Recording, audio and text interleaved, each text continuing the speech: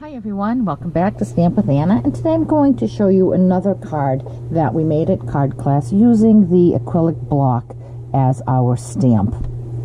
And the one I showed you last time, we used Stampin' Write markers to color the block as our background, and for this one we're going to use the stamp pad direct on the stamp, the acrylic block.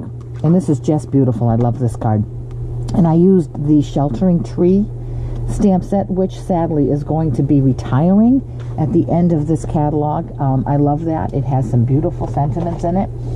And you can use this all season round. You can use some winter, fall, spring, and summer with the tree, the different colors of the tree. And then you have the rake and the swing. It's just a beautiful, beautiful set.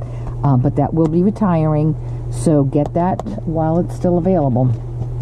So what we're using for paper here is my card base is Balmy Blue, and it is 5.5 by 8.5, scored at 4 1/4.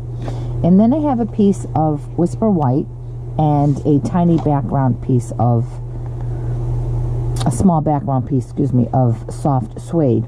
And I did take my Whisper White and I already die cut that out using the stitched rectangles frameless, because I did want to have this nice border there. And what I did was I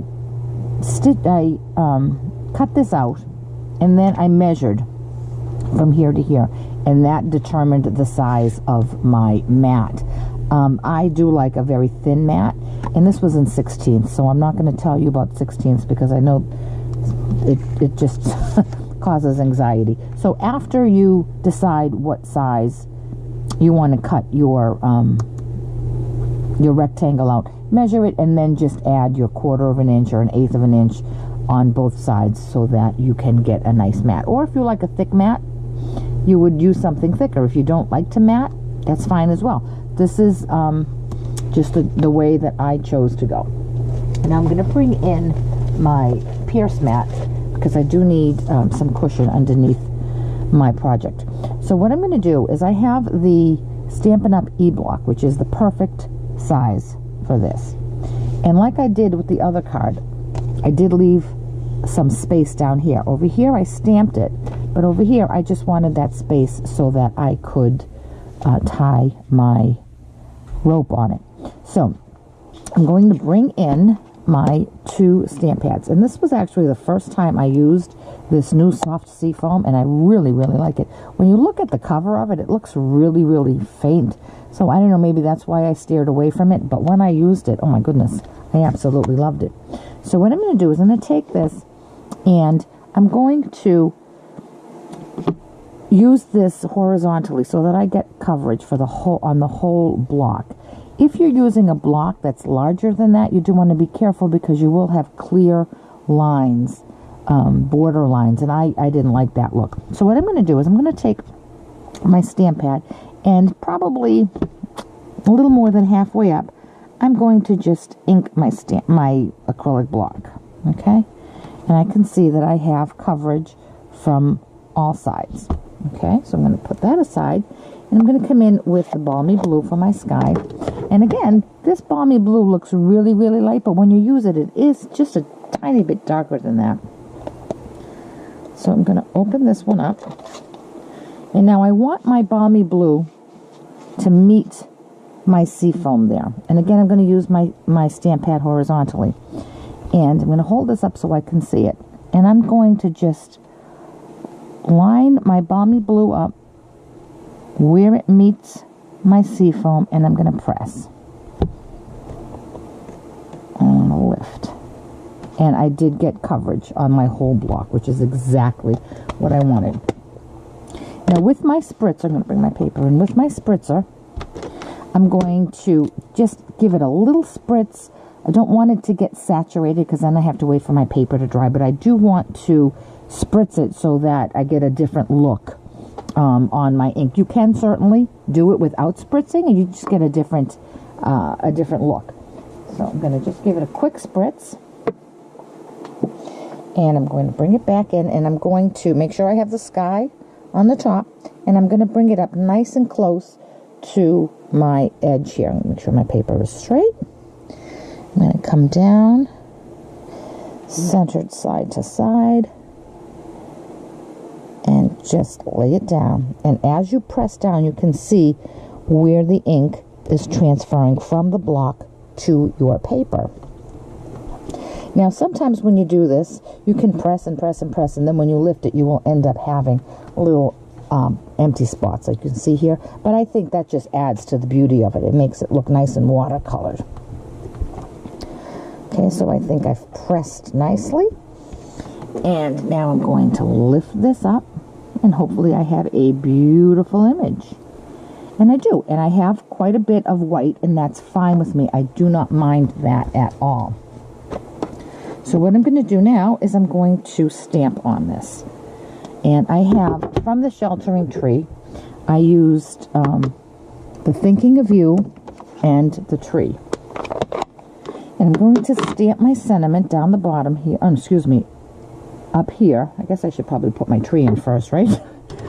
So with soft suede, I'm going to ink up my tree. And let's see, I made a mess on my block.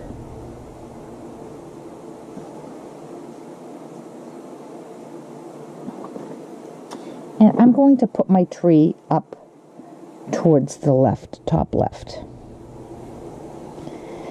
I'm going to stamp. And now I'm going to take my sentiment, which says Thinking of You, and I'm going to put that down here towards the bottom. All right, there we go. And my stamping is complete. Now I just have to put my card together. So I'm going to take my soft suede, a little bit of snail, and I'm going to layer that right on my card. Now with the, what is this called? Jute twine. I think it's retired. I'm not positive. It might be retiring. It already is retired. I made myself a knot, and I'm just going to attach that right there. So I'm going to turn this over, put a little bit of snail, and I want the knot to be towards the left because I have my sentiment toward the right, and I want the knot towards the left. Now, jute is rather thick, so I'm not going to attach this right onto my base because then I'd have a bubble over there. So what I'm going to do is I'm going to bring in some Stampin' Dimensionals, and I put one in each one of the corners.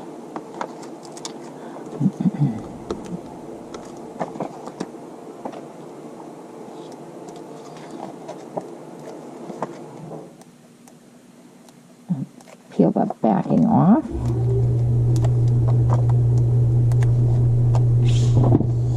And I'm going to center this, and again it's a nice small little border. And there we go. How quick and simple was that? And it's such a nice technique. It really is. And because this is raised, you can see you have a little bit of dimension there, so that gives it a nice look as well.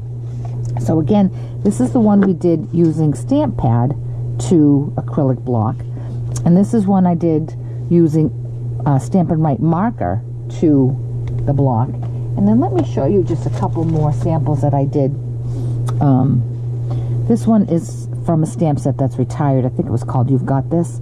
And again, I just used one color on the block and used that as my background. And this one here, I used Touches of Texture, which sadly is retiring at the end of this catalog, and I used different size blocks in different colors, and then just came in and made outlines of these images in black. And this is a variation of this one. Instead of using different colors, I did it more monochromatic. This is, I think, Daffodil Delight, and this is the old retired Wisteria Wonder. So this is a great, using your blocks is a great way to make backgrounds, and I just think it adds such a nice texture to your card. So if you have any questions at all about this project or any of the products used, certainly contact me through my blog, www.stampwithanna.blogspot.com. Thanks so much, and I'll catch you back here next time.